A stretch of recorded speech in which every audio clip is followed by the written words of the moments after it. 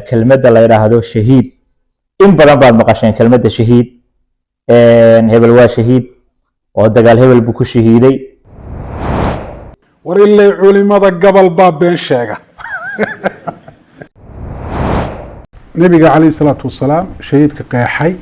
waa qofka marka koobaad u dagaalamaya inay diinta Ilaahay sarreyso boqolaal aayadood ayaa sheegaysa kelmadda shahiid inayna dhimasho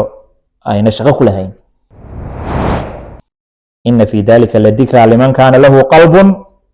أو ألقى السمع وهو شهيد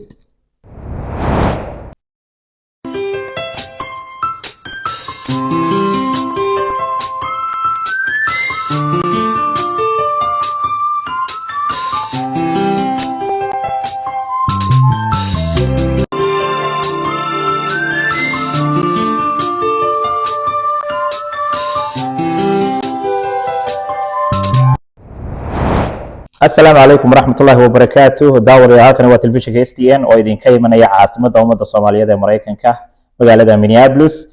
waaniga iyo Cabsataar ku soo dhawaada barnaamijkeeni beenta wadaadada oo aanu maanta ku soo qaadan doono mowduuc muhiim ah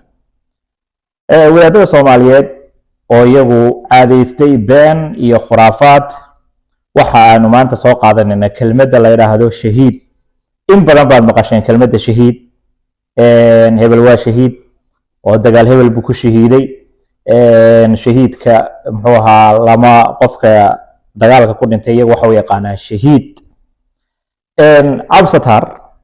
hordhaca baan ku siinayaa marka hore inta aanan u gelin barnaamijka dulucdiisa barorta wadaadada Soomaaliyeed ee jahligu hareeyay ee aanan quraanka laftigiisa aanan baadhin isla markaa aanan macluumaad fara badan aanan haysanin isla markaana aanan diraasaad fara badan sameeynin oo aqligoogii iyo dadaalkoogii ba ku soo koobay buugga Bukhari in ay akhriyeen kaasi oo waliba waxay gaarsiiyeen marxalad oo barakeysan yahay sheekooyinka iyo xadiisyadaas bal hadda waxaan eegaynaa intaan Cabsataar u gudbin waxaynu eegaynaa wadaadadu Soomaalidu shahiid maxay u yaqaanaan bal hadda ninkan dhageysta shahiid waxa la yiraahdaa nabiga kaleey salaatu wasalaam shahiidka qeexay waa qofka marka koobaad u dagaalamaya inay diinta Ilaahay sarreyso mar labaadkana dagaalkaasi ku geeriyooda ama sababtiisa waxa weeyaan u dhinta isagoo aan cararin hagaag ninkaas waxa uu noo sheegay qaybaha uu waa shahiidku waxa uu yahay waa qof la dilay oo dabcan lagu dilay jihaad waxa kaloo bal haddaan eegaynaa qaybaha ay u kala saareen shahiid iyaga oo nebiga ka been sheegaya oo le nebiga ayaa qaybahan u qaybiyey daliilka kaliya haystaana ay tahay Bukhari kitaabka uu qoray ee sheekooyinka iyo xadiisyada ah إذا شهادته وصدح وحاول شهيد الآخرة يا شهيد الدنيا والآخرة يا شهيد الدنيا صدح ذا سوي شهيد الدنيا والآخرة وروح مسلم كا أهل التوحيد كا الدجال قال اللي قدي أما شهيد الدنيا وأنك الدجال قال هذا كل أنت أصغر خائن وغنيمة وحكة حظي كصدح هذه والغريق منك بيها كبختي بيها كل أنتي بيو أما بيو أما بيو الرابط أما بط وهفتي وما شوذي war ilaa culimada gobol baa been sheega Cabsataar horta waxa weeye waa kaaf iyo kala dheeri waxa la yiraahdo in kelmadda shahiid kelmadda shahiid lagu sheego qof dhintay iyo qof la dilay walow ayada oranaysa in Allah ala kulli shay shahiid marka hore luqadahan kelmadda shahiid maxay tilmaantaa shahiid macnaheedu waa markhaantiga nool oo waxna maqlaya waxna arkaya صح وقول شوك jirkiisuna wax dareemayaan markaasaa waxaa la yidhahdaa shahiid marka bilaadanka laga hadlayo bini'aadamka marka laga hadlayo shahiid waa qof wax maqlaya oo nool qof dhintay maaha qofka nooli waxbuu maqli karaa qofka waxaa jira mararka qaarkood adigu waa qof goob jooga aan shahiid noqon karin waa qofka waxba arkayn ama wax maqlayn ama maqal ka maqlay laakiin indhaha ka arkaya waa inay u leeyihiin maqalkiisa iyo indhihiisa arkiisa waa u leeyihiin marka waa qof ala kulli shay in Allah ala kulli shay shahiidna waa jirtaa marka waxa weeye sideedaba markhaantiga nool ama ilaahay hadda waxa weeye maadaama koonkiisa daawanayo wax kasta wuxuu ka yahay markhaanti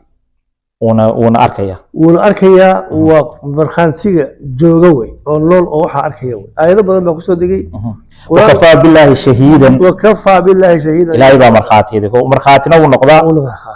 qof dhacdadii goobjoog u yahay aqoontu sideeda waxa weeye qof shahiid iyo shaahid bay kala yihiin awaalo shahiidku waa kan markaa arkaya oo maqlaya goobjoog dhacdada waa shaahidna waxa weeye qof inta wax loo soo sheegay wixii cilmi ahaan iyo khabar ahaan usoo aqoon ahaan iyo usoo ogaaday oo wixii soo gudbiyey qof khabiir ah oo markaa intuu baaritaan ku sameeyey ama hadda ramadaanka oo kale marka bisha laga hadlayo watan leeyahay faman shahida minkum ash-shahr falyasum shahid baa leeyahay shahida goobjoogee markaa jooga waxa weeye isagoo markaa ma arkin laakiin ama TV-ga loo soo sheegay ama qof baa soo sheegay kaleeto markaa shahiid haddii qof dhintay ay tahay qofkii dhintay ha soomay noqonaysaa qofkii baa marka shahiid waxa weeye sideedaba adduunka qofka jooga wey oo dhacdo gaara markhaanti ka ah wey shahiid waa goob jooge aayado badan baa kusoo degay qolaal aayadood baa marka aayadaha laga hadlayo qur-aankuna sidiisaba isagaa macneeya wax walba nebiga lagala hadlo waxaa la yidhi intaasoo goor adaan kuu soo dejinay qur-aanka adaana goob joogo ah adaana markhaanti ka ah watan ilaahay iyadoon leeyahin laha calaa kulli shayin shahiid markhaanti ka ah markhaatiga iyo goobjooguhu qofka dhinta allah subxaanahu watacaala baa horta markhaati iyo goobjooge inoogu filan qofka dhinta qofka soo arkay markuu dhimanayay oo markaas maqlayay badda ama wixii ku dhacay bacda ku dhacday qofkaasa shahiid la yiraahdaa kan dhintay ma shahiid kan dhintay kii dagaalka galay laakiin aanan ku dhiman ee badbaaday waa taalada shuhadaada waa meel ba adduunka laga sameeyo waxa weeye markhaantiyaashii dagaaladii ka soo qayb galay marka vetrankaasa waxaa la yidhahdaa qofkii dagaalka ka soo qayb galay wixiina oga ka sheekeynaya marka in kelmadda shahiid ilaahay wuxuu yidhi in allaha calaa kulli shayin shahiid wey ilaahay wax walba goobjoog buu ka yahay markhaatina waa ka yahay dhimasho meelna kagama jirto wakafaa billaahi shahiidan ilaahay baa markhaati iyo goobjoog ahaan markhaati kuugu filan kelmadda waxa weeye shahiid waa qof ama wax markaa qofka ka soo warinaya uu ahaa qof markaa joogay marka laga hadlayo marka marnaba xiriir lama le deynta marka laga hadlayo dhimasho deynta marka laga hadlayo kala qortaa la leeyahay markaad kala qoranaysaanna waa inuu joogo qof markhaantiya oo markaas waxna maqlaya waxna arkaya haddii laba nin haddii la waayana waxay noqonaysaa aayaddu leedahay hal nin iyo laba dumar ah aayaddu waxay leedahay yaa ayuha aladiina aamanuu idaa tadaayantum bidayn soo ma aayaddaasa waxa ku dhex jira oo looga hadlaya gadaasheeda waa inay yihiin laba qof markhaanti markaa laga yahay raali laga yahay ya miman tardawna min ashuhadaai oo kamida kuwaad raali ka tihiin markhaatiyada imika kelmadda shuhadada iyadoo jamaca waxay isticmaalaan dadkii dagaalada ku dhintay halkana waa markhaati wax ayn cabsataarow aayaddii suurat lbaqara ee uu ilaahay yidhi haddii uu shiki idinkaga jiro waxa aanu ku soo dejinay addoonkaygo nebi maxamed ah keena suurad lamida ama keena muxuu markhaatiyadiini una yeedha markhaatiyadii waa shuhadadii halka inagu ay wadaadadan ay ugu macnaynayaan shuhadada ay u yaqaanaan dad dhintay waa tan aayaddii وإن كنتم في ريب مما نزلنا على عبدنا فأتوا بسورة من مثله وادعوا شهداءكم من دون الله إن كنتم صادقين هذه وشكي إذا كجرو كان أن كسود دشني أدون كيجا أو نبي محمد فأتوا بسورة من مثله سورة الله ماذا بالذكر كان وألفة وادعوا شهداءكم مرخاتين نويا شهادتي وهلكا سوى مرخاتي ومرخاتي إن عبستار سؤال مهم بهلكا أيها هلكا كيما نيسا إن محل الله يقانا قفك جهاد كردنتي آيات على ولا تحسبن الذين قتلوا في سبيل الله أمواتا وحوي وقف كردنتي شدك إله قتل ولا سؤال قتلوا وقف لكن شهيد لما ورد ماشي مثال شهيد وحوي مركي آياتي كلا كشيكينيسي نبي محمد عليه الصلاة والسلام أي لهايد آيات أو يعني إن النبي يقول دمن كرو أما لدلي كرو وما محمد إلا رسول قد خلت من قبله الرسل أفإن مات أو قتل هدو بنته يهدي لدي هدو شهيد لما دهين قتل مالك يا وجهه شهيد وهو ومرخانتي إن الله على كل شيء شهيد waxa weeye wax walbana isaga u jeeda isaga marxanti ka marka kelmadda shahiid meelna dhimasho iyo dil shahiid watan leeyahay in aan kullu shay shahiid watan leeyahay yulin ilaahay dhintay maya مش شهيد بقى ومرخاتي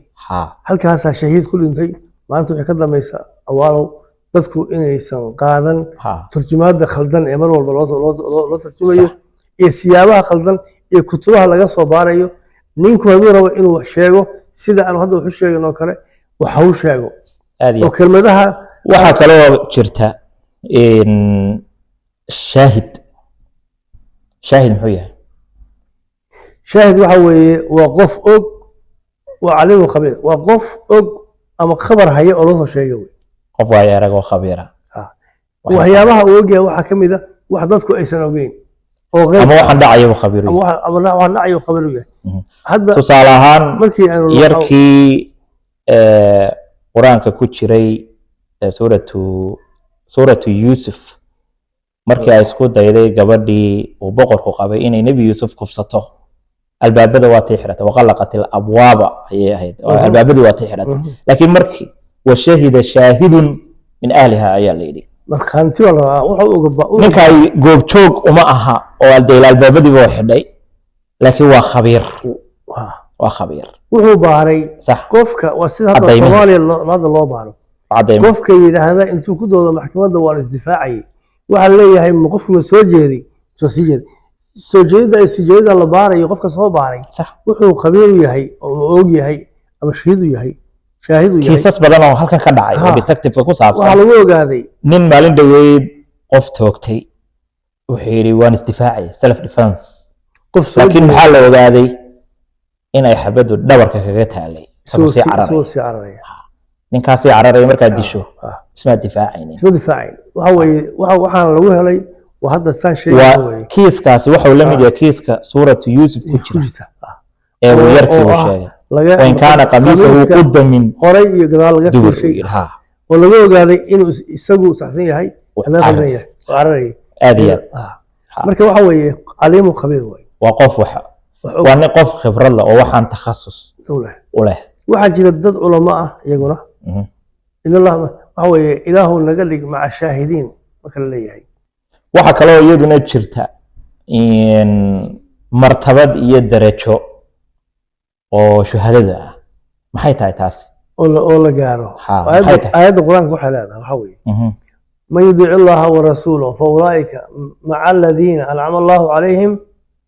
min an-nabiyyin was-siddiqin wash-shuhada was-salihin marka waa nabiyadii waa saalixiintii waa shuhadadii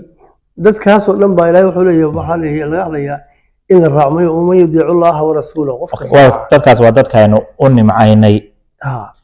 waayahay shuhadada halkan markaa ma dadka dhintayba ma dadka jihaad ku dhintayba hadii waxa weeye fiiri waxa weeye marka laga hadlayo arintan sida ay u tarjumayaan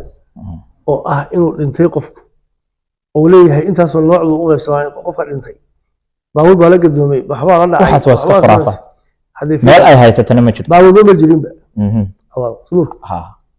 haddii doona waxay ku darayaan berito haddaynu sii dhegeysano insaan ku dayno waxay dhacaysaa inaynu ku daraan yidhahdaan computer baa madaxa kaga dhacay oo shuhadaa u noqday ama korontaa qabsatay ama koronta qabsatay halkaas horta baabkaas horta ku dhintay sax shahiidkii waxaa loo yaqaana waxa weye waa markhaantiga nool ee ilaahayna loo sheegay qur-aankana looga sheegay qur-aanka qofkii diidaya isaga u taal waxa weye qur-aanka luqad ahaanna waa looma isticmaalo qof dhintay shahiid looma isticmaalo kelmadda shahiid iyo dhimasho meelna iskama soo gasho waa qof markhaatiya waa qof goobjooga waa qof wixii arkaya maqlaya wadaadada soomaalida nool yahay qeyb ka mid hadday ka maqan tahay markhaati ma galo qof wadaadada soomaalidu waxaa halkaa ka cad inayna waxba baadhin aqoontoodu ayna sarraynin ayna qur-aanka ayna garanaynin qur-aankii waxay kaga kaaftoomeen in xadiisyada bukhaari oo buugaasi ku qoran oo yidhahda waa saxiix nebigana been bay ka sheegayeen waxay ku leeyihin nebiga ayaa shuhadada qaybiyey waa been cad oo nebiga calayhi salaatu wasalaam laga sheegayo shahiid nebiguna shahiid qof dhintay uma aqoonin ilaahayna uma aqoonin qur-aankuna shahiid waa qof markhaatiya waa qof goobjooga waa qof khabiira intaas awalo barnaamijkaana maaha barnaamij aan ugu talagalay inaan qof ku weerarayno waxaan ugu talagalay keliya inaan saxno waxaanu wadnaa baaritaano kala duwan sidaanoo aan u baarnay baan u sheegi doonaa xadiisyada ay soo qaateen kutubta markay soo qaadanayo qofku waa inuu akhriyaa muqadamada ama hordhaca ay kitaabku leeyahay iyo meeshuu ka yimi asalkiisi iyo markala daabacay haddii laakiin dadka soomaalida ah muslimiinta loo soo gudbiyo wax aan ahayn wixii qur-aanku ka hadlay waxa weeye dembi bay gelayaan iyagana waxa weeye ilaahay baa kala xisaabtamaya maanta laga bilaabo dabcan daawadayaashu macluumaadkaasi waad hesheen qofka dambe ee wadaada ee soomaaliga ee isticmaala kelmadda shahiid shuhadada waxaasi qof dhinta u isticmaala waa inaad tiraahdo warka joogso shahiid iyo dhimasho meelna iskama soo gasho waa qof markhaatiya saas baa ayaanu munkarkana in laga hortago munkarku waa inkiraad qur-aanka qofkii inkiraya waxa uu sheegay waxaa la yidhi afkaaga kula dagaalan gacantaada kula dagaalan